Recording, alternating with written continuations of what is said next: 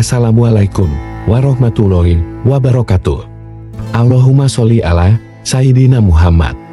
Allahumma gfir lana wali walidaya warhamhuma kama rubayana sigoro. Sahabat beriman, Ashabikunal awalun berjumlah lebih dari 40 orang. Setelah itu banyak orang yang masuk Islam, laki-laki dan perempuan, sehingga nama Islam menyebar di seluruh Mekah dan banyak yang membicarakannya. Rasulullah Shallallahu Alaihi Wasallam menemui mereka dan mengajarkan agama secara sembunyi-sembunyi dan perorangan. Di antara wahyu yang pertama-tama turun adalah perintah sholat.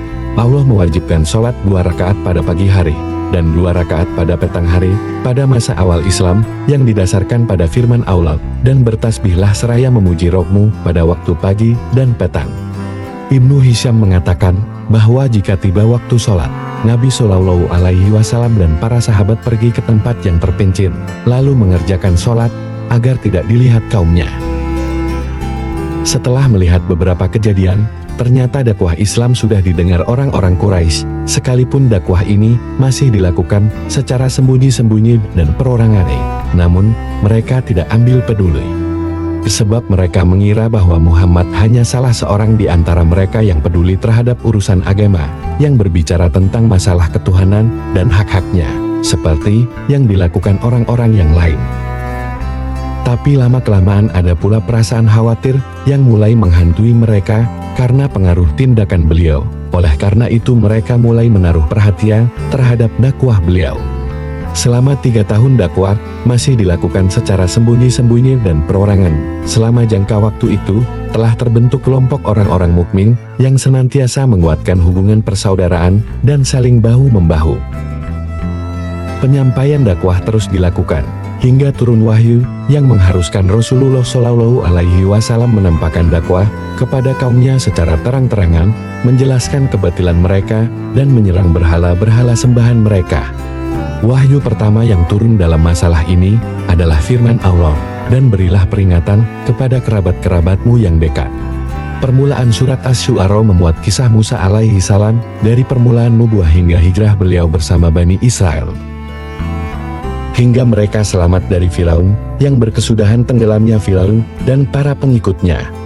Kisah ini memuat tahapan-tahapan yang dilalui Musa selama menyeru Firaun dan kaumnya kepada Allah. Rincian tahapan-tahapan dakwah Musa ini disampaikan saat Rasulullah Shallallahu Alaihi Wasallam menyeru kaumnya kepada Allah, agar beliau dan para sahabat memperoleh sedikit gambaran yang bakal dihadapi, yaitu berupa pendustaan dan tekanan, selagi mereka sudah menampakkan dakwah. Dengan begitu mereka bisa menyadari urusan sejak permulaan dakwah. Surat ini juga memuat kesudahan yang dialami orang-orang yang mendustakan para rasul, agar orang-orang yang mendustakan mengetahui hukuman yang bakal diturunkan Allah jika mereka tetap mendustakan, dan agar orang-orang yang beriman juga mengetahui kesudahan yang baik bagi mereka.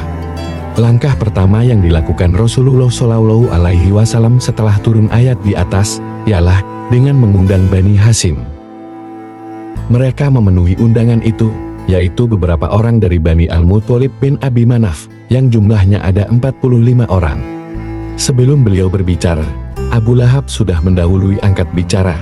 Mereka yang hadir di sini adalah paman-pamanmu sendiri dan anak-anaknya. Maka bicaralah, jika ingin bicara dan tidak perlu bersifat kekanak-kanakan. Ketahuilah bahwa tidak ada orang Arab yang berani terhadap kaummu. Dengan begitu aku berhak menghukummu, jika engkau tetap bertahan pada urusanmu ini. Biarkanlah menjadi urusan Bani bapakmu. Maka itu lebih mudah daripada seluruh kabilah Quraisy menerkammu, dan semua bangsa Arab ikut campur tangan.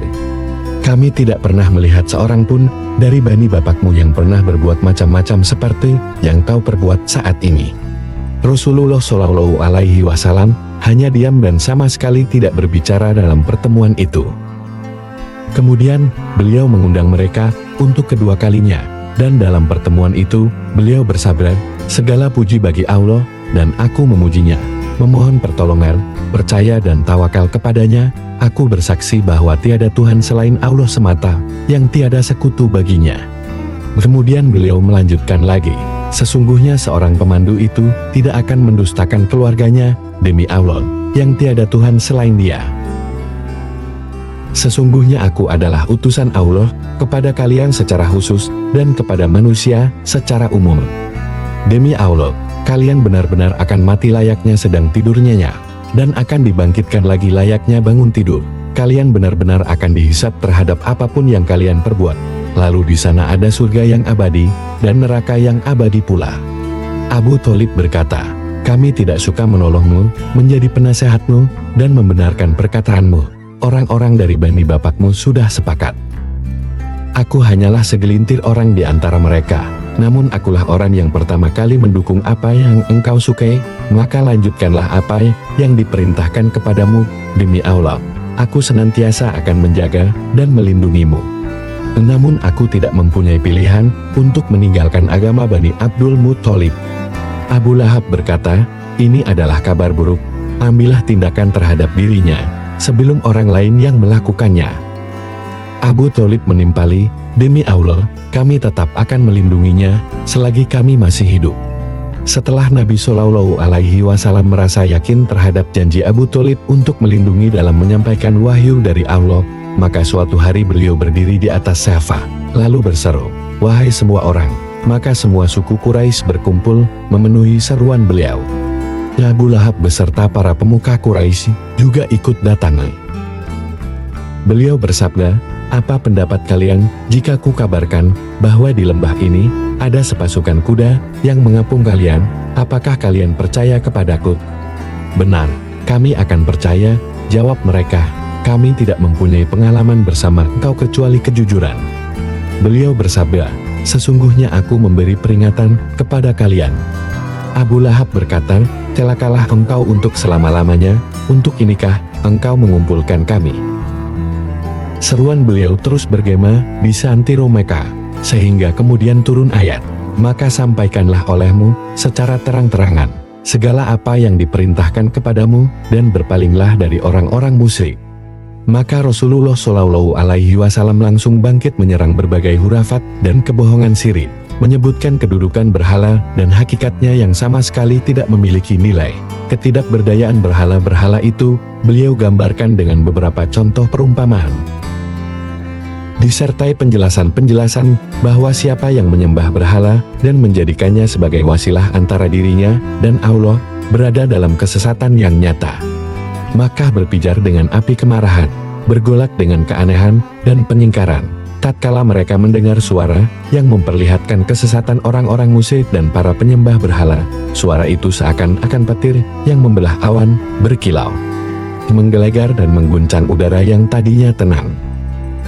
Orang-orang Quraisy bangkit untuk menghadang revolusi yang datang secara tak terduga ini, dan yang dikhawatirkan akan merusak tradisi warisan nenek moyang. Mereka bangkit karena menyadari bahwa makna iman yang beliau serukan adalah penyangkalan terhadap Tuhan selain Allah, bahwa makna iman kepada risalah dan hari akhirat adalah ketundukan dan kepasrahan secara total, sehingga mereka tidak lagi mempunyai pilihan terhadap diri dan harta mereka, terlebih lagi terhadap orang lain. Dengan kata lain, iman itu akan melumatkan kepemimpinan dan keunggulan mereka di atas semua bangsa Arab yang sebelum itu juga menggunakan label agama. Dengan kata lain, mereka harus menerapkan keridaan sesuai dengan keridaan Allah dan Rasul-Nya. Harus menghentikan berbagai bentuk kezaliman yang sebelum itu biasa mereka lakukan untuk menindas rakyat awam. Begitu pula berbagai macam keburukan yang selalu mereka lakukan. Mereka menangkap makna seperti itu karena jiwa mereka tidak bisa menerima kedudukan yang hina, yang tidak mencerminkan kehormatan dan kebaikan. Sebagai firman Allah, bahkan manusia itu hendak berbuat maksiat terus-menerus. Mereka menyadari semua itu, tapi apa yang bisa mereka perbuat menghadapi orang yang jujur dan dapat dipercaya ini? Menghadapi gambaran tertinggi dari nilai kemanusiaan dan akhlak yang mulia, sepanjang sejarah nenek moyang dan perjalanan berbagai kaum, mereka tidak pernah mengetahui bandingan yang seperti itu. Apa yang hendak mereka lakukan? Mereka benar-benar bingung, dan memang layak untuk bingung. Wallahu a'lam bishawab. Wassalamualaikum warahmatullahi wabarakatuh.